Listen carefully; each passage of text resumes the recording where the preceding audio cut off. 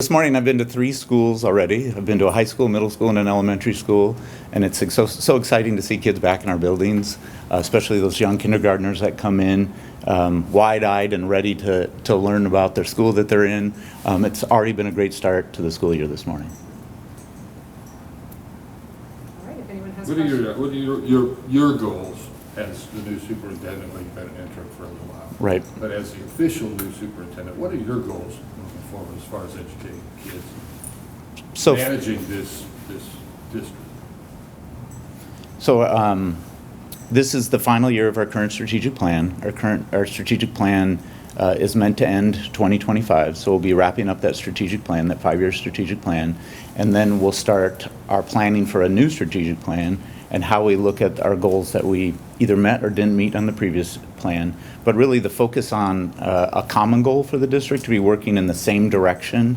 And I think the library is a perfect place for this because it's all about reading. It's all about literacy and how we move the district forward with that one primary goal that everybody, no matter what your position is in the district, you're working towards reading. That's where we'll be headed. Kind of connected with that, I believe the graduation rate dropped a little bit. Mm-hmm. What do you see, how do you envision that changing? What can you do to help that change? So we did a report this June to the Board of Education, and that information was the 22-23 data. So we'll be presenting again early this school year, hopefully, depending on how that data comes in, on the 23-24 school year. So the Omaha Public Schools the last 5 years has seen a drop in graduation rates, and I think it has to be connected to that disrupted years that we saw a couple of years ago. But our high school principals are very aware of the data. We've talked about the data, and we're looking at groups that aren't graduating on time. We're looking at summer graduation, what we're doing during the summer.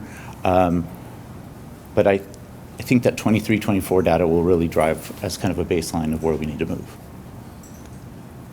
What is the number one thing you see, pluses and minuses of Omaha Public Schools? I think pluses and minuses. I mean, absolutely the students and staff are the plus of the Omaha Public Schools. I mean, we saw it today. If you had a chance to see kindergartners today while you were here, that's the plus. I'm not sure it's I can think of a minus. I think if there's something we can do better is aligning all the things that we're doing and prioritizing those things that really matter. It's, I think, an area where we're all focusing on is trying to make sure all of our efforts are going to a common goal. We tend to do a lot, and we tend to keep adding and adding, but we also don't have that discussion about taking things away. This year we'll be having that discussion about what we can stop doing or what we can take away. We were talking earlier, you and I, and you've been in the district a long time. You were a teacher, fifth grade teacher for a while. And, how important is it that you bring that background of the district, of the kids, of the makeup of the city? How important is that instead of getting somebody for your position from the outside? Sure. I've almost been in the Omaha Public Schools 3 decades, and it's changed last year from 28 years ago. The district has. But I think I've brought a variety of experiences with that 28 years.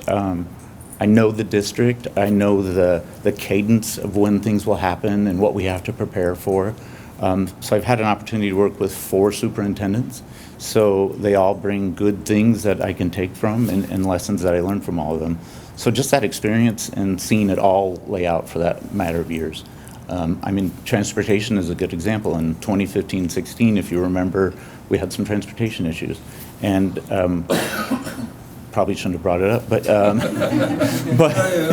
in case you haven't researched it. But like this year, I feel really good about where we are with transportation. So we're making progress on the things that we've committed to. And would you say there are any challenges going into the school year? I mean, it seems like you mentioned that data that's really driven to just help better the students, better the faculty, the teachers.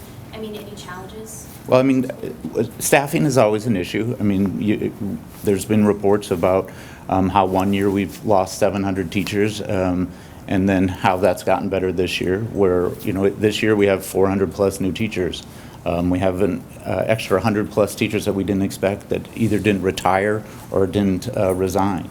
So we see some of those efforts about retention coming into place. We've raised teacher salaries this year, committed to making sure teachers stay in the district and acknowledge those years of service and their expertise.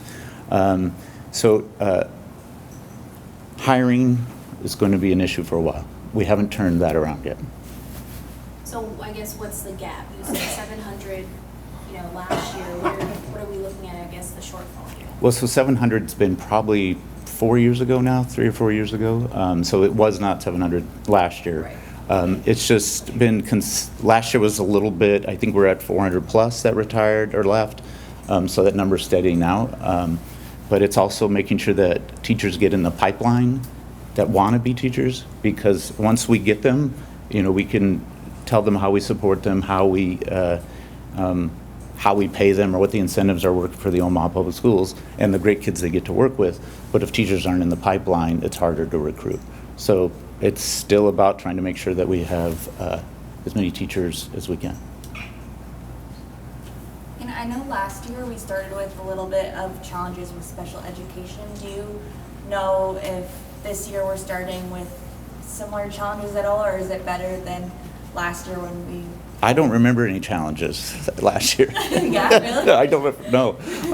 So there's a special education teacher in every school in the Omaha Public Schools. So this year we didn't have to go through asking families to make choice about moving their kids because there were not services. So this year there's a special education teacher in every building. That's good. And do you know if class sizes have changed at all from last year, like the average per level? We should know better as we get fall membership done and as the start of the year goes on, because we're starting with who said they were coming, and we're still getting families enrolling, and we'll still get families leaving. So that's what the great thing about that fall membership report that we do at the end of September is it's a time where we've withdrawn the kids that aren't showing up or have transferred, and we've enrolled everybody. So we'll have a better idea at that time. I don't see any major changes one way or another. There's been a lot out there about funding for private schools from the government, taxes in the state, things like that. School districts obviously take a large chunk of property taxes. Mm-hmm. Do you see that as a challenge going forward? And is there anything that the Omaha Public School District can do to kind of maintain what you want financially and for the kids? Mm-hmm. So I think what the Omaha Public Schools has to do is show taxpayers that we're improving. I think when we show that we're doing better and that people are getting the value for their money, is a great message to taxpayers. And I think it's also important that it's assessed value, it's the property value, it's not necessarily just the Omaha Public Schools. But when we start showing improvement, when we start showing better graduation rates, literacy scores, I think it's a great message to send to taxpayers. Where do you envision the district being in, say, 10 years? 10 years? Or do you want to do one step at a time? Well, since you gave me an out, let's go with one step at a time. It's a hard question because so much has changed in the last 10 years. I hope that we're nimble. I hope that we remain humble, but yet we're focused on the kids we serve and making sure, by then, let's hope we nail the literacy part and then we move on to other areas. So much can happen in 10 years, and so much will happen just this year, too. What does absenteeism look like? I know that was a big conversation since the pandemic. What does it look like right now, and what are your plans to address that in the district? So we've seen absenteeism drop a little bit since after the pandemic. It's really about the data and making sure schools have real-time access to who's not coming and why they're coming or not coming. There's attendance teams within the schools that are monitoring that attendance. I think continuing to focus on attendance is always important, and the importance of attendance. But it's also connected to what's happening in the building. So if there's value to what's happening in the school, I'd anticipate attendance being better. So it's always something we'll watch, and schools are monitoring it constantly, but it's also about what happens in the building to make that change. Proud principal. Tell us a little bit about your school. What makes your school great? Well, we are Bobcat Nation, so we are a family of learning and learners. And so You come here and we are about 365 students strong, kindergarten through fifth grade, and we have a team of staff that are amazing this year that are ready and up for the challenge that Mr. Superintendent Ray spoke about in educating our students coming to us. You know, there's been a lot of talk out there about, you know, kids getting ready to learn when they come to your school and other elementary schools. But there's also a nutritional value involved in there too, where kids don't have sometimes, especially maybe in your school, they don't get breakfast or they're having trouble getting lunch. How important is it for parents to be involved in other aspects to get their kids ready to learn? Absolutely. One of our first things of our attendance teams that Superintendent Ray spoke about was having that team get information out to parents about having routines and procedures that only support school and waking up in the morning, having clothes picked out, and knowing those ways to get to school on time so they're ready to go for on time, on task, and on a mission, as we say. How long have you been here? This will be my third year as principal at Belvedere. How do you approach your third year as opposed to your first year? Well, my first year was quite different, how we talked about those challenges and the great teacher migration. But this year we're fully staffed, and so it has brought a calmness over our building that people are returning and our students know our faces, they know our names, they know our routines and our procedures. And so all of that just promotes growth and helps us to just get this well-oiled machine moving quite faster. Anything you're looking forward to this year? Oh, absolutely. Several things. We can't wait to have our students return because we have been anxiously awaiting so that we can show them our new theme, which is all about growth. And so we're talking about seeding and feeding that growth and then weeding anything that doesn't promote that growth. So the teachers are really excited, have worked hard in preparing the rooms. We got to visit with families last night and show them the hard work that's been going on behind the scenes so that we can prepare them for this great year that's going to take place. How did transportation to school go today? Today, transportation went well. Our contractor, Zoom, was able to cover all the routes on time as well as OPS transportation. So we were extremely happy about that. Can you repeat again the numbers for how many kids are transported in OPS versus Zoom?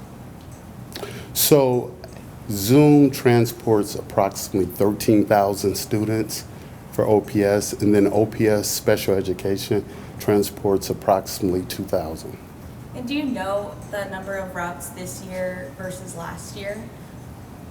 So last year, on the regular education side of the house, we transported approximately 170. This year, we're up closer to 188. And the increase, is it restoring transportation eligibility to families, or is that some other reason why it increased? So it was multiple things that increased the transportation from last year. We had the additional grade level at our two new high schools, Westview and Buena Vista. We also had in the community a couple apartments that reopened that were closed last year. And so with that movement, that increased the routes. And I heard that you said it was 100% covered as of right now with Zoom. I know you're not Zoom director, but do you have any thoughts or context about just how the company has been doing versus last year? I know coverages was really hard last year, and I was surprised that it was 100% completely, so that's a really great sign. I didn't know if you had any thoughts about that. Sure. So nationally, there's still a driver shortage. And Zoom, along with the district, worked real hard this summer with advertising, marketing, recruiting, job fairs, billboards, did a lot of recruiting to get as many drivers in place, qualified drivers, so that we could start on a successful year